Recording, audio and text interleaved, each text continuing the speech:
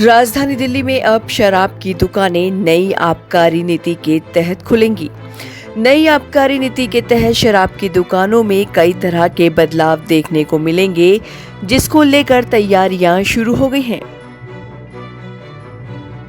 तो आइए आपको बताते हैं दिल्ली में शराब की दुकान कैसी होने वाली है और ग्राहकों को किस तरह से शराब की बिक्री की जाएगी। नई आबकारी नीति के तहत अब शराब की दुकानें किसी भी बाजार, मॉल, सड़क कॉम्प्लेक्स आदि में ही होंगी। स्कूल, धार्मिक स्थानों के आसपास शराब की दुकान नहीं खोल सकेंगे।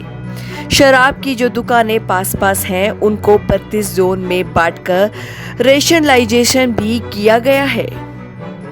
अब दुकानों पर ग्राहकों को जाल में हाथ डालकर शराब नहीं खरीदनी होगी।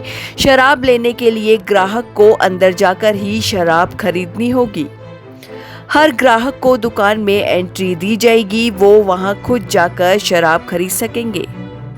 सभी दुकानों में कांच के दरवाजे लगाए जाएंगे।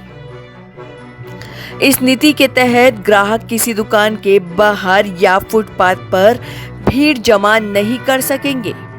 सभी दुकानदारों को अपनी दुकान में एसी लगाना अनिवार्य होगा।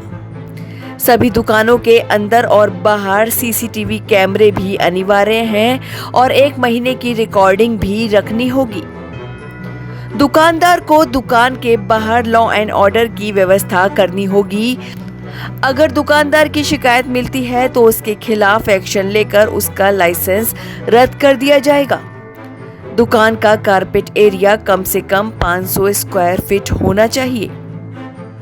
तो इन सब नियमों के साथ 17 नवंबर से राजधानी दिल्ली में शराब की बिक्री की जाएगी और उल्लंघन करने पर सजा का प्रावधान भी है।